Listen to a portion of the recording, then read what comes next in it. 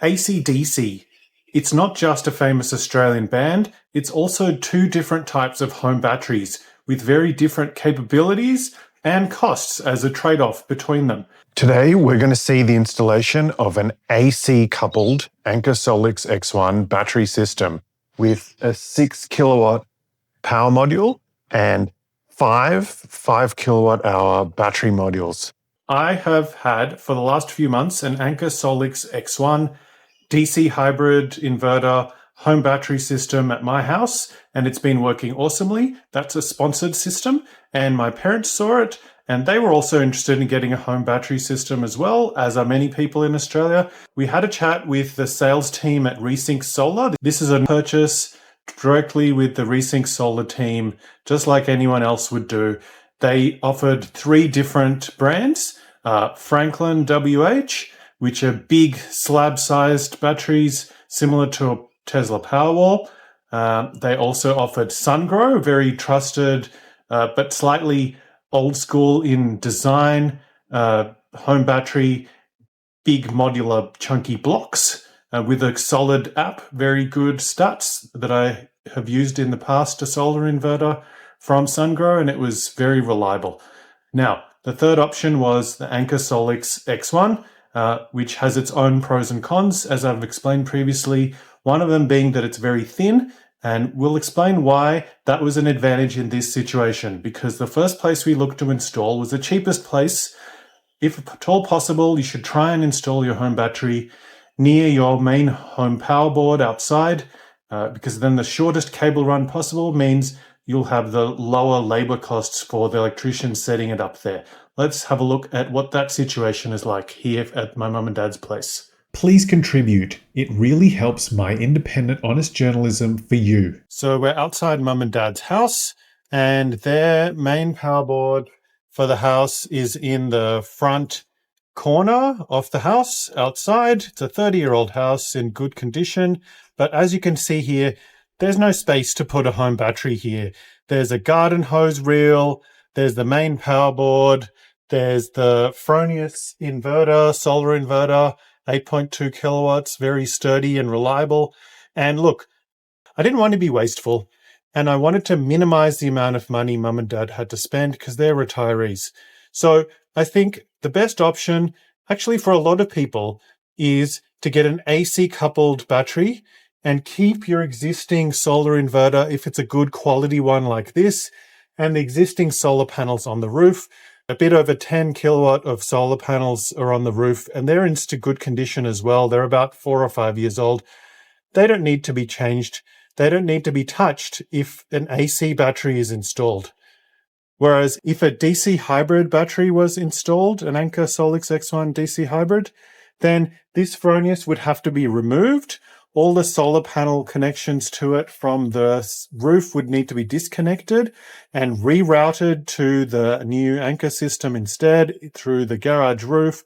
All that adds time and extra money for labor, mainly because it requires time to disconnect, uninstall the Fronius, and rewiring and everything would add quite a bit of time, and changing the strings over from one inverter to possibly 2 Anker Solix X1 inverters would also add more time. So the cheapest way to do it was an AC solution for this particular case. As you can see in this promotional brochure that I picked up at the All Energy conference a few months ago, easy to tell the difference between the Anker Solix X1 AC and DC systems. The AC system on this side, you keep the existing solar inverter connected to the existing solar panels, and that means it's much faster to install and a lot cheaper to install.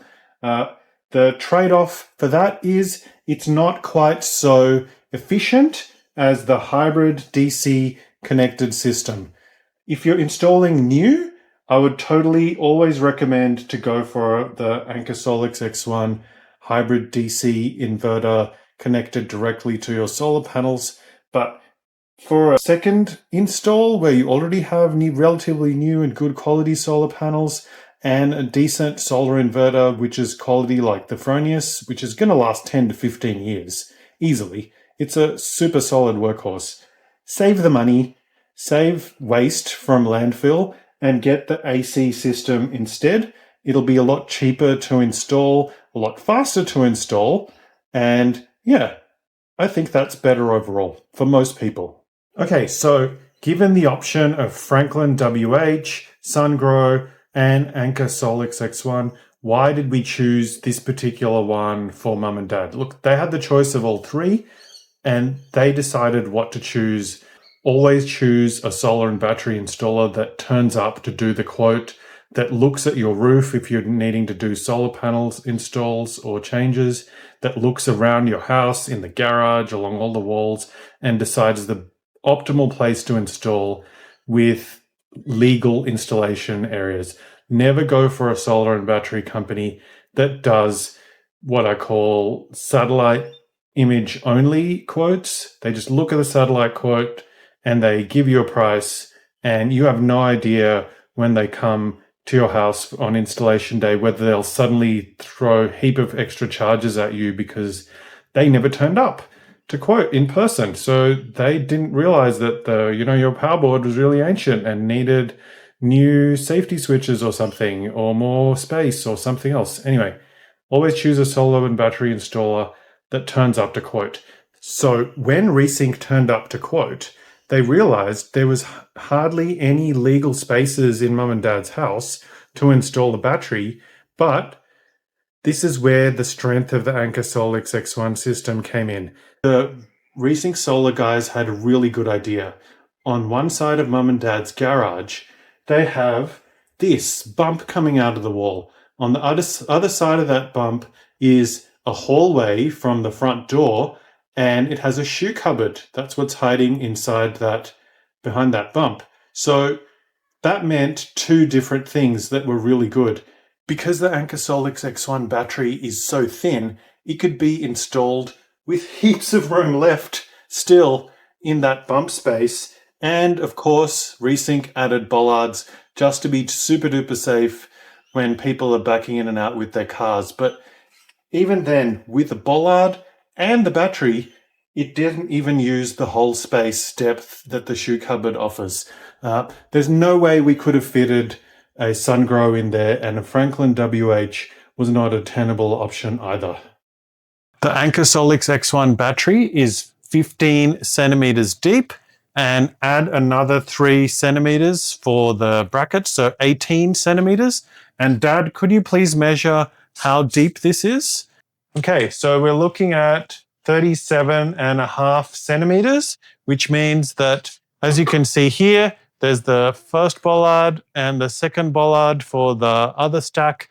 Even with those, a car can drive in and out exactly how it used to and not lose any garage space for car parking at all. That's the really big advantage of having a nice thin battery like this versus much thicker ones such as SunGrow or Sig Energy. One really good thing also about getting a top quality award-winning installer like RESINC Solar, I'll put a link in the description. They've won tons of awards from the industry and from customer advocate sites like Solar Quotes, is they think of ways to make a solar and battery install look at its best, really tidy cabling. Notice there's no obvious huge conduit running along the outside of that shoe cupboard. How did they get the wiring between the two battery stacks? Well, actually, I'll show you. It's hidden. They put the conduit through here, and then on the other side, out it pops. And I'll show you what it looks like inside the shoe cupboard. It's quite ingenious because it takes up no space in the shoe cupboard either, because the conduit is clipped along the top above where the shoes are. It's pretty much invisible, which means that there's no big visible cable run here in the garage. It looks super tidy.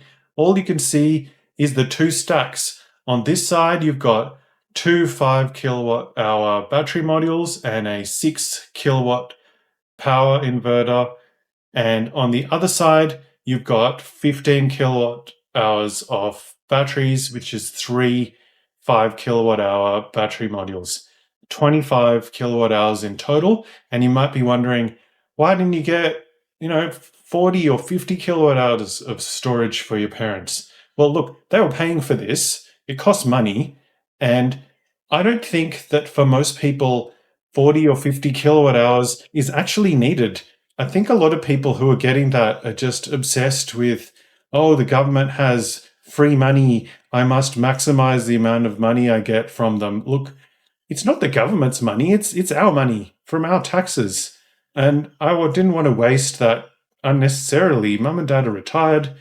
They don't have a massive energy use, even though they have, they're cooking and they're using lights, they've got air cons and EV. Check in the link.